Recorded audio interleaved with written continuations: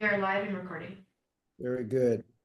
Good afternoon, everyone, and welcome to the October 20th Finance Committee of the State Bar. As a reminder, this meeting is being recorded.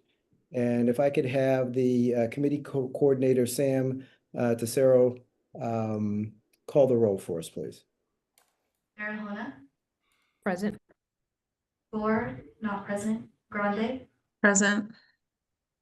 Sowell, Present. Trejo.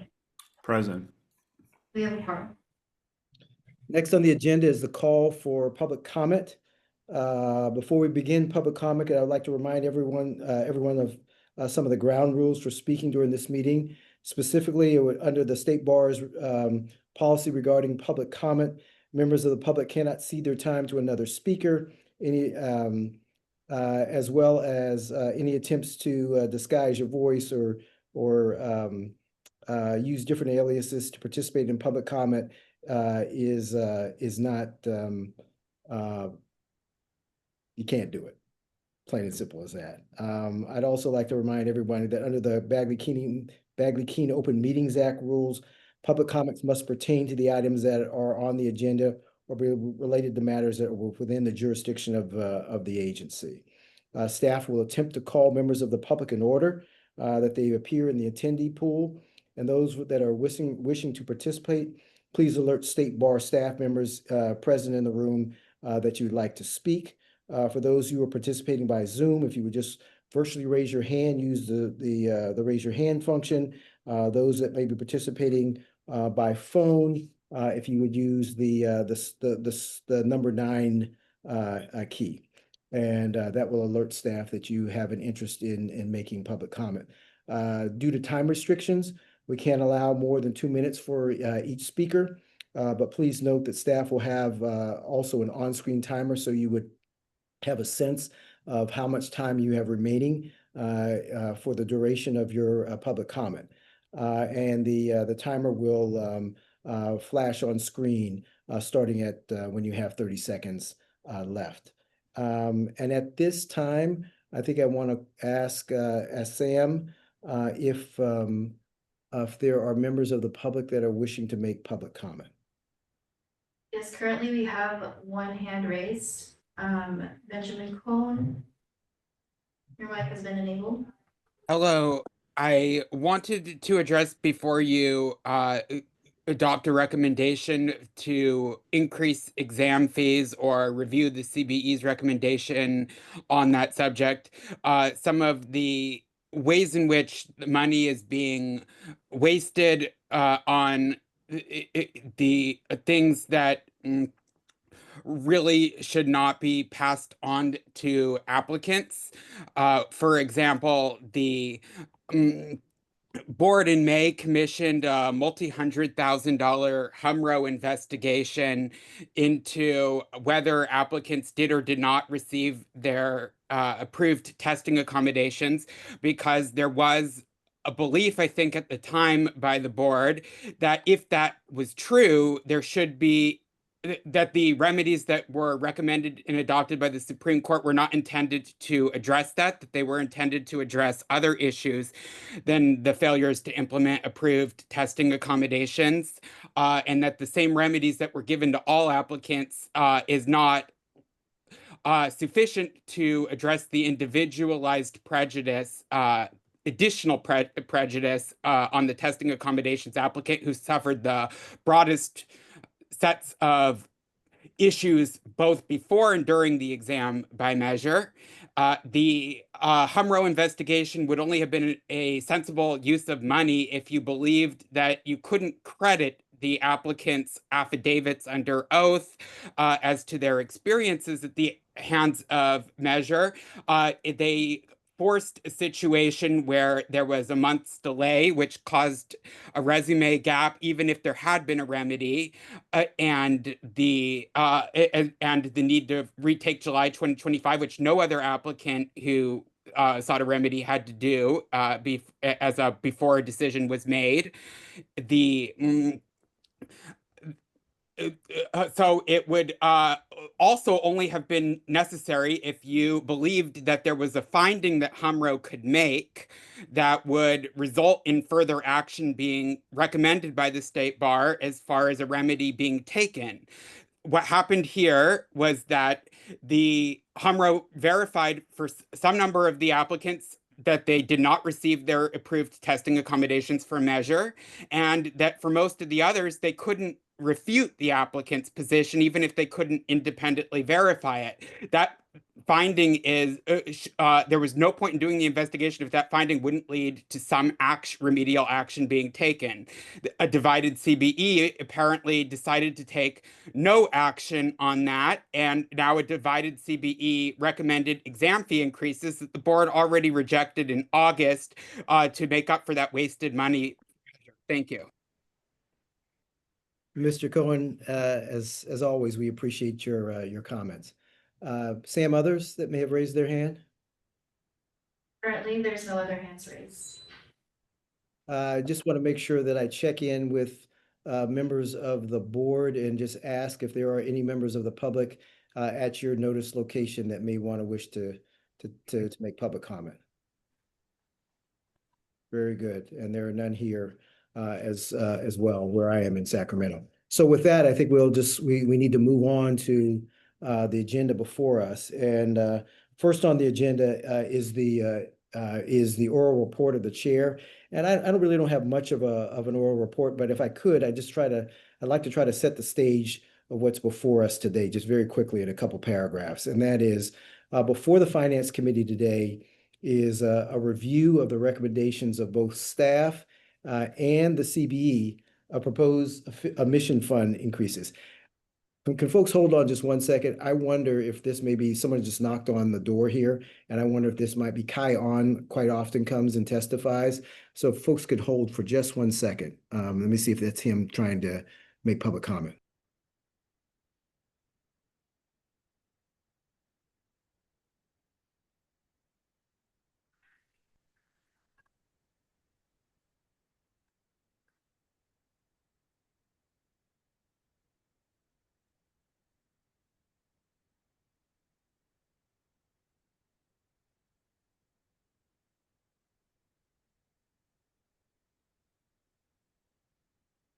Sorry about that. Actually, it was a package. Sorry about that. Anyway, I was just sort of saying that before the Finance Committee today is a review of the recommendations of both staff and the CBE of proposed mission fund in fee increases. As I think the members of the Finance Committee are aware, the mission fund is made up of a portfolio of different funds. And we are all well aware after the post the February bar exam that the condition of the overall fund is quite troubling as we project out. And so we're being asked today to assess the proposed fee increases and as a committee vote to either pass along, reject, or modify these recommendations. But we need to take an action that would either move them to the full board or ask staff to do some additional sort of recalibrations. And so with that, I think that moves us into the item that is before us today, which is the only item on our agenda, which is the discussion and action on recommendations of applicant and other fees for the admission programs. And I think our Chief Financial Officer, I see Araceli, is going to do the honors, and I also see Justin there as well. Yes. Good afternoon, Finance Committee members. I am here with Justin, who's the Finance Director, and who's heavily involved in this process of reviewing the admissions fees. So I'm going to kick it off to him to present a few of the slides. And also with us today is Donna Hershkowitz. She is the Chief of Admissions, and she's here in case there's any specific or more detailed questions that I or Justin may not be able to answer on the admissions programs. So I'm going to kick it off to Justin to start the presentation, and then we'll go from there. Thanks, Araceli. You're good, Justin. All right. I hope everyone can see the slides. I will provide a brief overview of the agenda item. This is about the the admissions fee review. What you see before you now is a chart that shows the last two full fee reviews we did. We did one in 2017 and 2023, which was effective in 2024. In 2017, as noted in the agenda item, the bar exam fees weren't increased because they were increased in the prior year. During the 2023 review, the Board of Trustees decided that it would be a good policy to have a review every 3 years, so there wouldn't be such a large gap. And in the interim years, we would apply a CPI increase. The next fee review is scheduled for 2026. The reason we did the admissions fees early this year is because of the financial situation with the admissions fund. The admissions fund was projected to have a $3 million surplus at the budget adoption and is going to have a $3 million deficit this year. So that's a $6 million swing because of the complications due to the February bar exam. It has an overall structural deficit in 2025 of $3 million, which will get larger in 2026, and thus the need to move up the fee review process. As you can see also in the 2023 fee review for the admissions funds, not all of the funds increases were increased to break even. Some of them were still at a deficit. As part of this review, we also reviewed the expenses. We apply a CPI to all of the bar's fees going forward, but we wanted to look specifically at the admissions fees, whether it be for proctors, meeting space, electricity, because we think that those expenses are increasing higher than the CPI. But when we did a review, we noticed that we couldn't necessarily identify trends in meeting space, in proctors, and some of the reasons were that we were transitioning to a more remote exam versus an in-person exam, and so we did not necessarily book out space in advance where you can get cheaper rates if you book it out many years in advance versus having to do it within a couple of months. So there were lots of changes in the exams over these 3 years, so we didn't identify a set speed. We did notice that all of the costs were increasing, but we couldn't define an increase to those. So for right now, we're recommending keeping the annual CPI adjustment, but to keep an eye on this in the future and see if we can identify that sites are more increasing or proctors are going up by higher than the inflation. We also are encouraged to pursue multi-year venue agreements to stabilize meeting costs, because if we do go out further, since a lot of our examinees need hotel rooms if they have testing accommodations, getting those in advance can save significant money. During this, we did a full fee assessment on all the admissions programs, all 13 of them, that have revenue. In the materials, you will see a CPI increase. So if we just apply the CPI increase, and then we also provided two different options. Option one is that each individual one of those programs breaks even. So the bar exam will break even, the first year law students will break even, and all of those different programs will break even. And then option two was to look more globally at that the admissions fund will break even. The methodology we used is pretty simple. We projected the revenue minus the expenses, and then whatever that deficit was, and it was negative, we had to calculate an increase. How we calculated the revenue is we used a 4-year average of applicants in the different areas, and we used that average to calculate the revenue for years 26, 27, and 28. And then for expenses, we had admission staff, and I really want to shout out admission staff. They did a thorough review, and they applied all of their personnel to the different exams, and then all the external costs that go along with producing the exams, whether it be proctors or facilities, and they projected those out for those years as well. And so calculating the amount of revenue and the amount of expenses in those years, that's deficit is what the fee increase you will have before you today. I will now turn it over to Araceli to talk about the exam fees. Yes, thank you, Justin.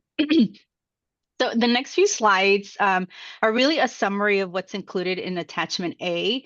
Attachment A has all of the details and a lot more of the details, such as what the 26 fees would be if we just included the CPI. Here, I just wanted to highlight for each of the programs what the current fee is right now, what option 1, which is the break-even fee, is, just for you to compare to the staff recommended fee, which we're proposing today, and that would be option 2. And then the last column is really just a percentage increase from the current fee that we have today versus the staff's recommendation. And I'll first obviously start with the bar exam, and I won't go through every single line item, but these are all of the fees that are under the bar exam program. We're proposing an increase of 10 and 18% for attorneys and student applicants respectively from the current fee. Like Justin said, we work very, very closely with the admissions staff, Donna and her team, to make sure that the break-even fees, as you will see in a lot of the slides, tend to be pretty significant, and especially for the student portions, we wanted to be mindful of the impact to students. So the recommendation for most of the student impacted fees, we brought it below the break-even option. Some of the fees you see here are unchanged, particularly the laptop fee and the late fees. These are either pass-through fees that we just, whatever the vendor charges, we pass through to the students. And some of the fees, I believe it's the late fees, are statutorily set, so we cannot change them unless we ask for that statute to change. I'm going to move on to the next one, Justin. Thank you. So these are additional, what we're calling student-related programs, the first-year law students programs and the moral character determination fees.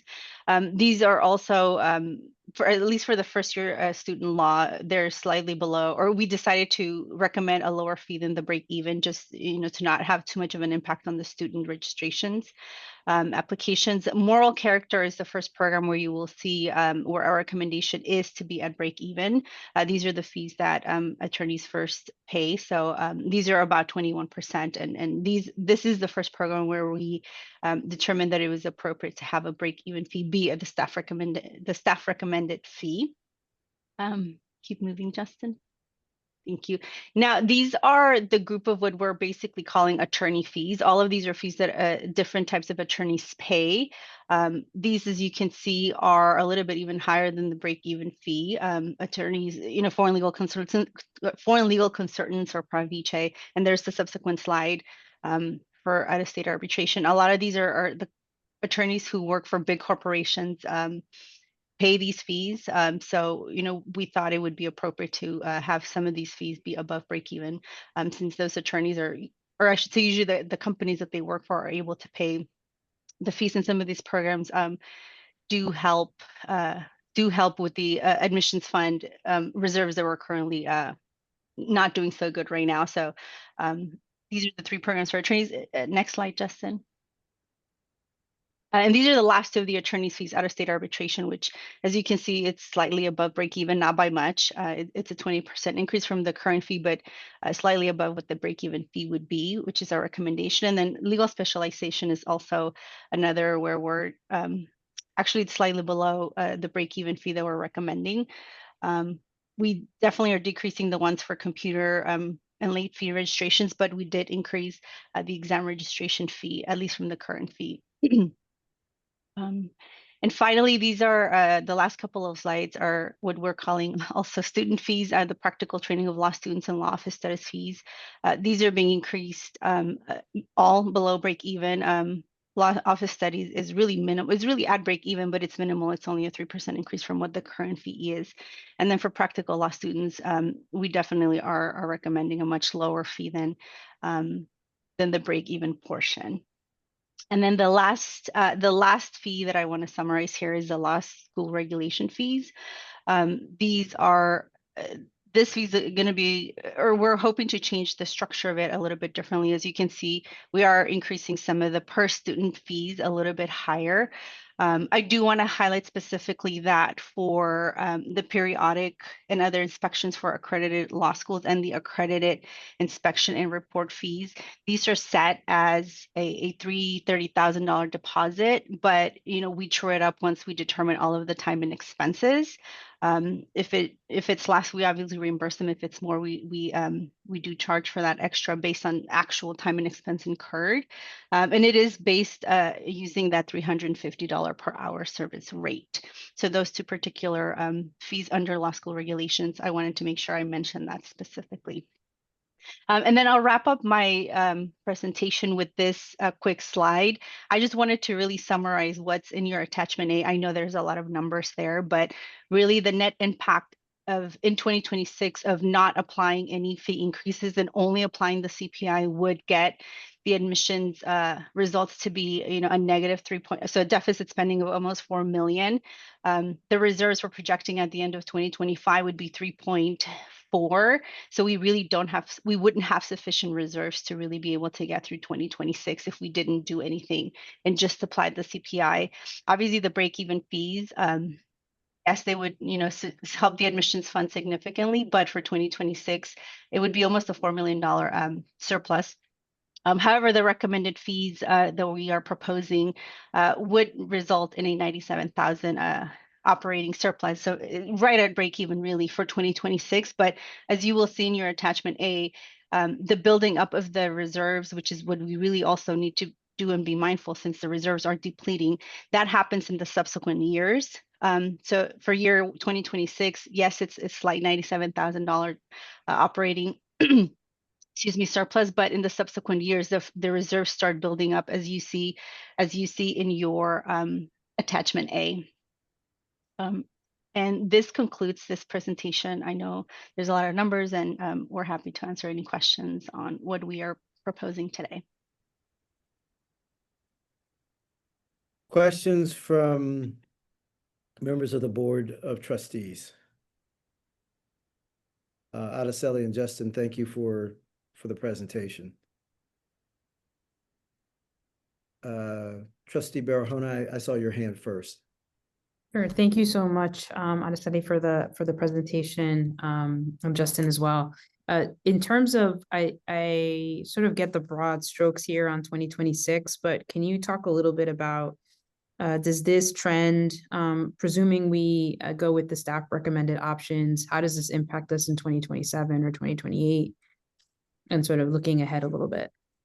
Sure. So maybe we didn't highlight that piece, but all of these fees are meant. We did a 3-year forward-looking cost and revenue analysis. So the break-even fees in 2026, or sorry, the staff recommended fees in 2026 is what they would be set at, and every year thereafter we would just apply according to the policy the CPI. So for 26 would be, it depends what it is right now. I think the CPI was 3.2. Correct me if I think so. Okay. So then we would apply another 3.2 on top of that fee in 2028. So that's how we're going to be able to build up the reserves in the subsequent years. Got it. And then my next question is, I know one of the considerations that we had, I think, talked about was, is there a way to leverage any other dollars from other departments to help support this admissions fund in some way, shape, or form? And I assume that was considered. Can you share a little bit more about that? Yeah, there was discussion. There has been discussions on whether some of the grant-related funds would be able to really, I guess, provide a loan to the admissions fund. And right now they're all restricted. And I think it would entail, and Donna, you can feel free to chime in if you have more information, but I don't think that right now, without asking, we could easily do that. We had considered also whether the general fund could, again, it would be a loan to the admissions fund. I don't know how statutorily that would be something that we could easily do as well. Other than it being some form of interest-free loan, perhaps. But in terms of just the admissions fund getting money without any payback, I don't think that's going to be feasible.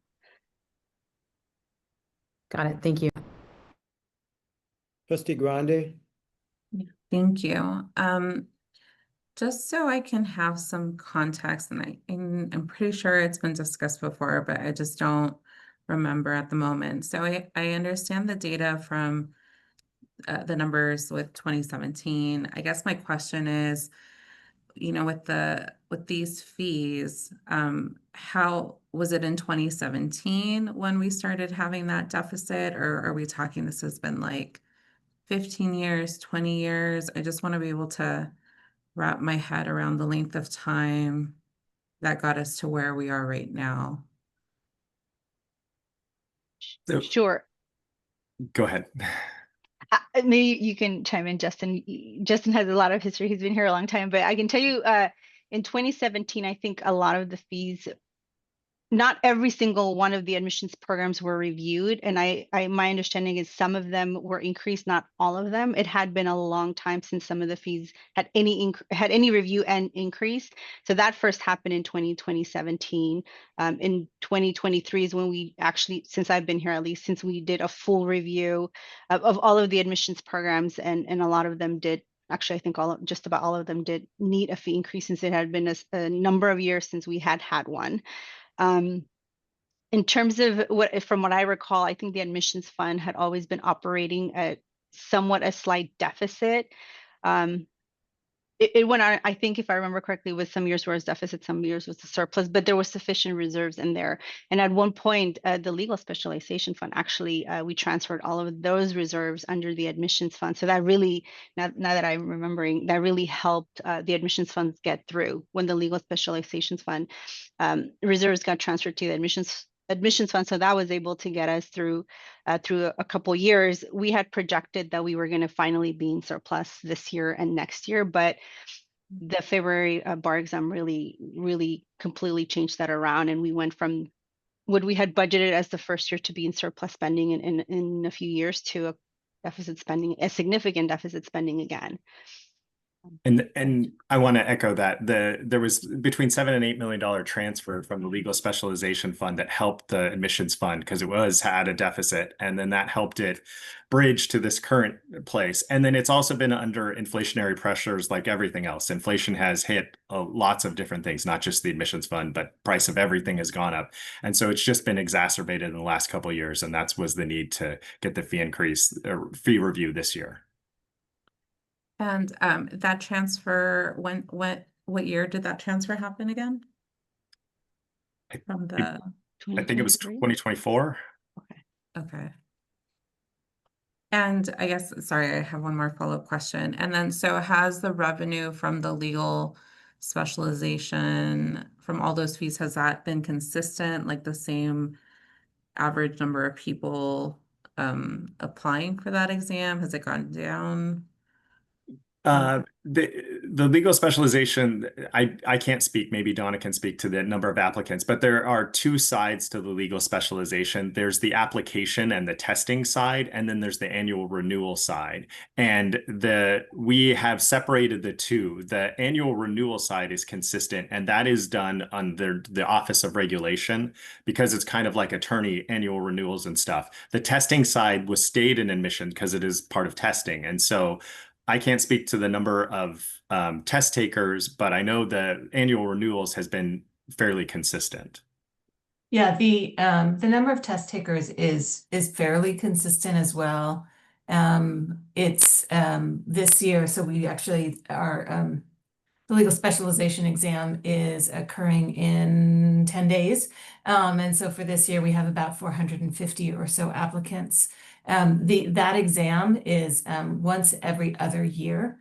So it's not the sort of the application fee for sitting to take that exam is not a significant source of revenue because of the very small numbers. Thank you. Other questions from members of the board? Araceli, Donna, and Justin, a few questions from me. One is on the projection side. I may be misremembering this, but for some reason I feel like I'm under the impression that the admissions fund is one of those funds where we almost consistently underestimate the revenue. Is that true? There have been, we've done a lot to try and get better at estimating the revenue, the number of test takers that are going to do that. But there has been some underestimating of the revenue in the past from the differences from the adopted budget to what was actually received. And it generally is accrued to the good. Yes, it is positive. There is in our projections when we did this fee analysis, if you'll look at the outer years 27 and 28, you will see the 4-year average shows an increase in test takers in just about every program. And so we are taking into account that in this analysis, that there will be more test takers going forward because that's what we have seen over the last 4 years. Okay. One of the other things that struck me that I've never sort of asked a question about is that the first year law school exam, what is sort of the passage rate there? Because you can't move on with law school, right? If you don't pass that first year law school exam. And so what's the kind of drop off that occurs there? The passage rate is fairly low for that exam. I think it's in the low 20% range. And there is a requirement that in order to continue with your second year of study and to get credit for anything beyond the first year of study, you need to pass the first year law students exam within the first 3 administrations of becoming eligible to sit for it. So basically, you become eligible to sit for the exam at the conclusion of your first year of law school. And so if you were on a typical sort of, September to May kind of academic schedule, you'd sit for the exam in June.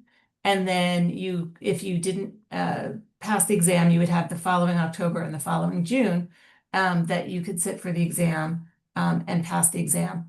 Now, you can continue to take the exam. And we have many individuals who do continue to take the exam, but then essentially they need to start over with their law school experience. All right, and so I think I'm inferring from that, Donna, that this exam is offered twice a year? That's correct. Okay. And it is also it's a dwindling number of applicants, and that has to do with the fact that we have created a path for unaccredited schools. So the majority of test takers, the vast majority of test takers come from unaccredited law schools. There are a small number of test takers from accredited law schools or ABA law schools as well, but the vast majority are from unaccredited. We've created a path for unaccredited law schools to become accredited by several years ago, allowing for fully remote experience in accredited schools. Before, the only way you could do that was an unaccredited school. So we've had a number of larger unaccredited schools become accredited in the past few years. So smaller number of enrollees in unaccredited schools leads to a dwindling number of applicants. So we have roughly 250 applicants for the first year law students exam, each offering, so 500 per year. Okay, thank you for that. My couple of other, I guess, questions are, in Adeseli's presentation and in the briefing prior to the committee, was made aware that the late fees across a number of, I think across all these fee categories is set in statute.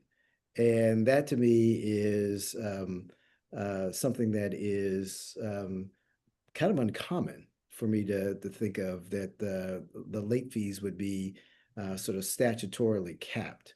And just wondering if you could provide just any sort of insight into that, and if that is, and when that was done, and maybe is that something that we also should pursue? Not that we would do anything, major in terms of those increases, but if these are, this was from statute from like 10 years ago, why wouldn't we also try to see if we couldn't increase late fees?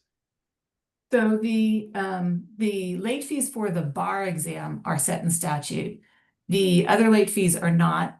We did mirror them as part of this exercise. It just made sense that the late fees would be the same. I haven't done the research to see when those fees went in, but I can guarantee you they've been there at least since 2017. I recall looking at them, I would imagine several years before at that rate. So it has been a while. And it's not something that we have talked to the legislature about. And it's certainly something that we could put on our list to see if there would be some receptivity to increasing the fee consistent with a sort of CPI adjustment since the time that has been since the last time that those fees were set statutorily. Donna, I would, yeah, would like to know more, and I do think it is something that we potentially may want to pursue, you know, given some of the additional research. I don't necessarily know if I don't presume that that is a huge revenue stream, but it would seem to me that we should try to be a little bit more consistent, whether it's CPI or just some increase over a period of time in terms of late fees. I guess the other question I just had, and I think I talked to Erica about this, and John, I don't know if you were involved in that. I think it was just Erica and Araceli, is the moral character determination, and the fact that it's my understanding that folks go through that process once, and that's it. Unless you run into problems whereby there are complaints that are levied, and now all of a sudden you're on a different track, which is in the along the disciplinary track with the chief trial counsel, or the office of the chief trial counsel. And I would be interested in learning more about the moral character sort of determination, and whether or not that is something that periodically, similar to what we do in other instances, but periodically that folks need to go through at least some sort of some type of sort of auditing of files or whatnot, because of just what we're seeing on the disciplinary side, and whether or not there should be a more frequent sort of subset of lawyers that there's some sort of review, there's some sort of moral character review. I hope I'm making sense there, and Erica or others who I chatted about this, please chime in. I will say we communicated about this as a preliminary concept already. And I would just note that several years ago, the Governance in the Public Interest Task Force issued a report. It was probably 2020 or 2021. I think it was 2020, where they were looking at, I'm going to get the terminology wrong, but proactive risk-based regulation. And it's sort of, I'm vibing off of the concept that you raised, Arnie, but the idea was there, of all of the attorneys that we have, right? We've got 200,000 active attorneys. We have 15,000 or more complaints annually. But when it comes right down to it, the complaints overall are against a very small percentage of those 200,000 attorneys. And so there are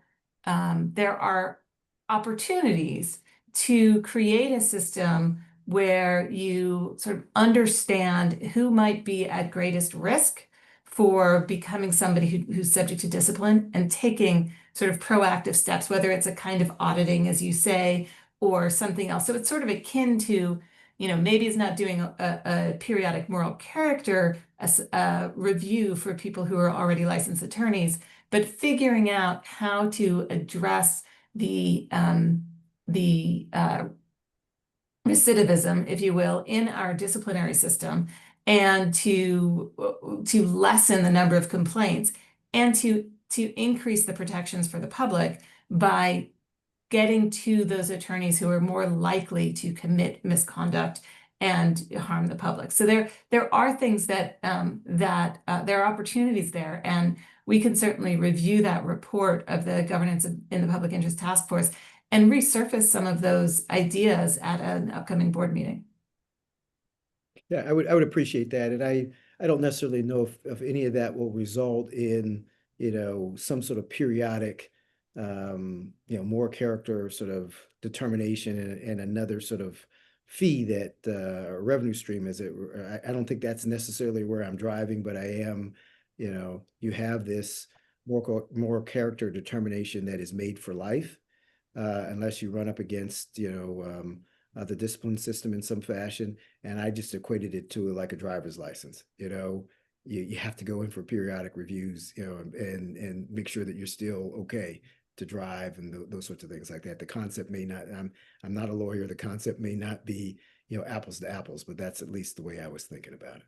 Yeah, and the analysis, I think, is that, right, we do a proactive determination of whether you possess the requisite moral character when you're seeking to become a lawyer, when you're seeking to become admitted to the practice of law. Once you are admitted to the practice of law, then it is more of a responsive, right? We're not doing a proactive moral character assessment, but we are doing a sort of responsive review if there is a complaint, if there, right, attorneys have to self-report if there are number of malpractice claims against them, if they have criminal conduct.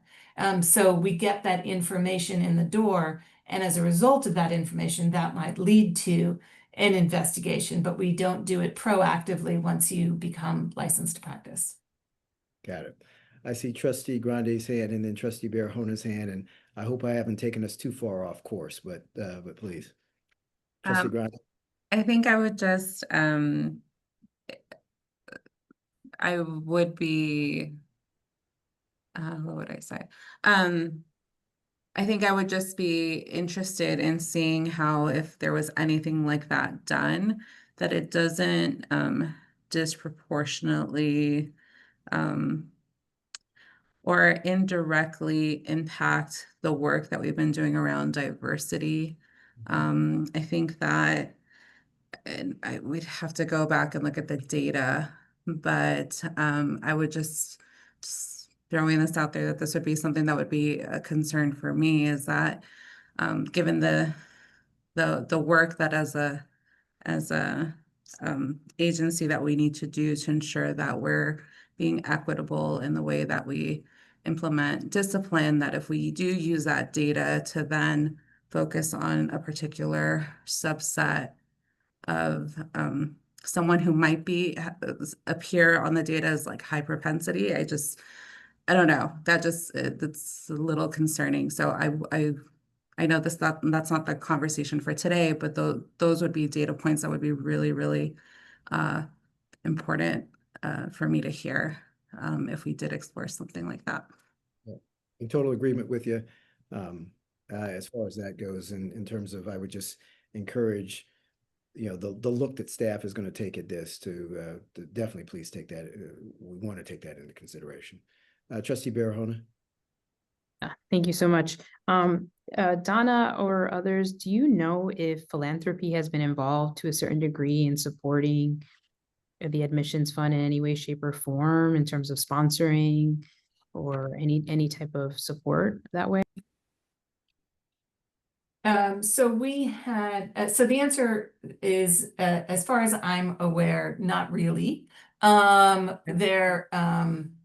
had a couple of grants from the Access Lex Foundation to do experiments around the bar exam, explorations, investigations around doing the bar exam differently. And we had worked with Crankstart, I think it is, when we thought that there was a possibility of a portfolio bar exam, and they were offering funding for the pilot version of the portfolio bar exam. So that was some work that we had done with some assistance from some in the philanthropy community to identify Crankstart, and we were going to partner with the Legal Aid Association of California in that venture. But ultimately the Supreme Court did not authorize going forward with the portfolio bar exam, so there was no funding to be had as a result of that.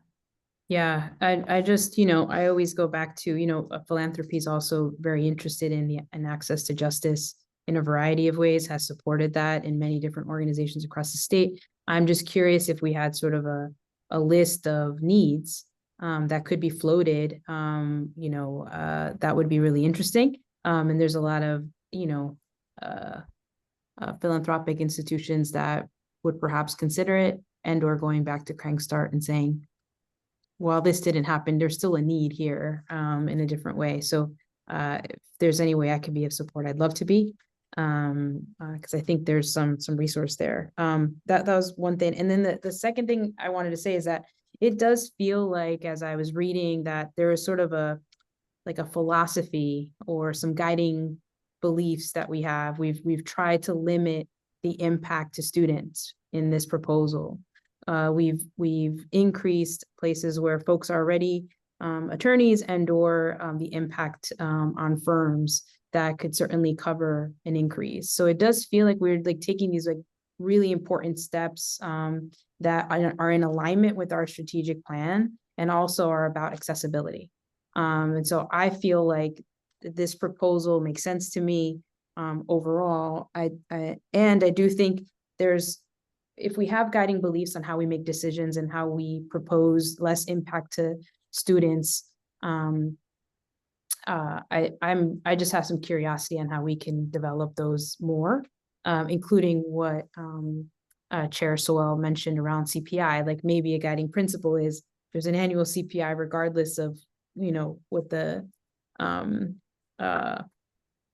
regardless of what might be happening economically. It sounds like we've been doing that, but sort of concretizing some of these sort of choices we're making that are in alignment with our strategic plan feels right to me. So just putting that out there as food for thought. And then secondarily, just one question around CBE. Any high notes?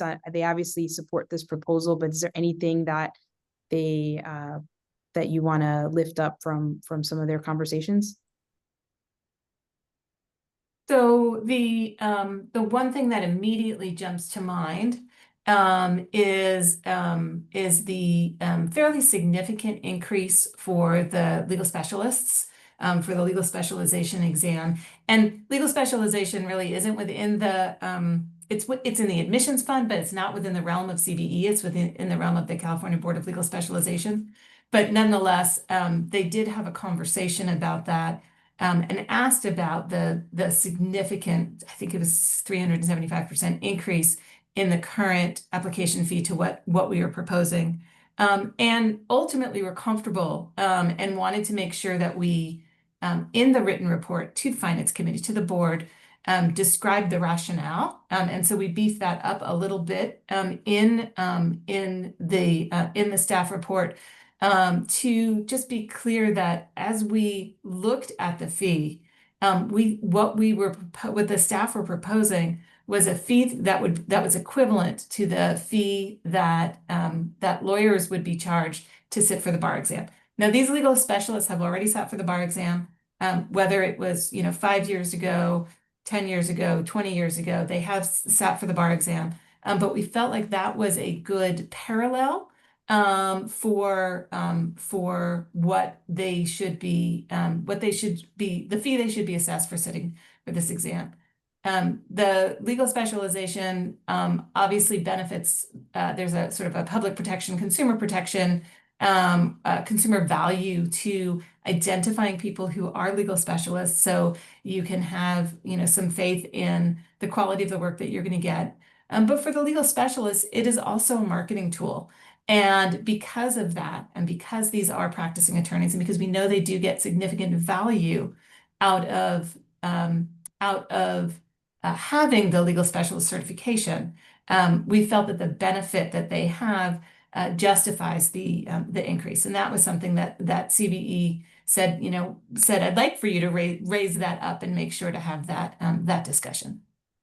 And I will also point out that CBE had similar thoughts on, you talked about philanthropic, like looking for, if we could go and seek funds from other places. They kind of talked about grants, and maybe there are federal or state grants that we could pursue. So that was kind of in line with your thinking. They directed staff to kind of pursue that. And so we said that we would take a look at that. Thank you. Other questions or comments from board members? Trustee Trejo. I just wanted to, since we were thinking of kind of innovative ways to try to raise funds, there might be individuals of high net worth who might see this as an important cause. I know in a kind of ancillary way, I've had this conversation before. With one of our previous challenges, I remember, but I did come across some folks that at least brought this up as a possibility, as a way of perhaps packaging it to, some of these ultra high net worth people that are just endowing causes, and I mean, they come in very large pack. I was just curious, I just wanted to put it out there in the atmosphere, so to speak, that although it's a very small percentage, that it is something that does exist. Thank you. And I concur that, we need to be turning over every rock and knocking on every door when it comes to sort of where we find ourselves. And let's face it. I think the first thing I probably should just say is that from the vantage point of a member of the board, I think we are deeply appreciative of all the work that staff put into the analysis here, and then the recommendations that they've put before us. I think, also appreciative of the rigor by which the CBE looked at that analysis and took their first cut at it. I don't think any of us are like to be in a position where we potentially are recommending a fee increase. It does not sit well, I think, with any of us, the fact that this is something that we need to do, particularly at a juncture when we normally would not be in the queue to have to do this. But obviously, the February bar exam being what it was, has precipitated us having to take a look at the admissions fund programs at this meeting. And so with that being said, unless there are any other sort of comments or questions, I think I need to ask for a motion relative to the presentation and how we should move forward.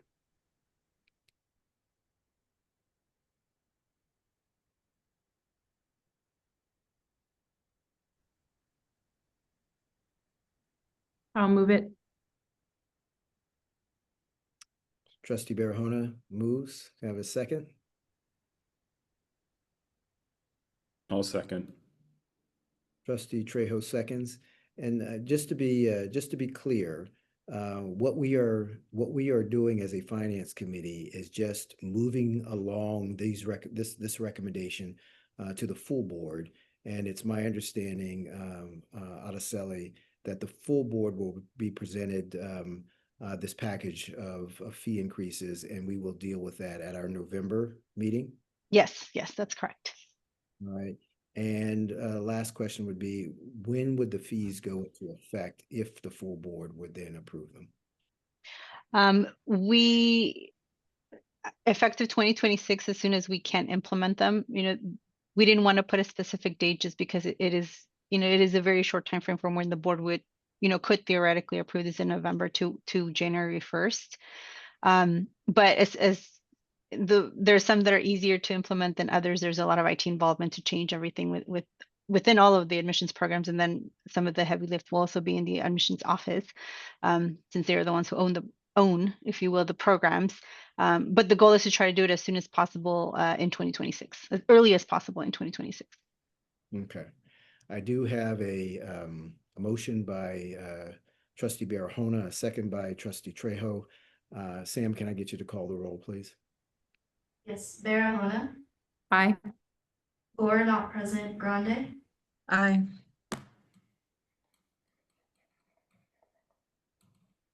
Trejo, Aye. and Sewell. I'm an aye. With 4 ayes and 0 nays, or 4 ayes and 0 nays, motion carries. Sam, Adesele, looking at my notes, this is the only item before us for the Finance Committee today. Is that correct? Yes, correct. Righty. Would thank those members of the public that testified, thank the board members for their participation today. And with that, we will adjourn the Finance Committee meeting. Thank you. Thank you.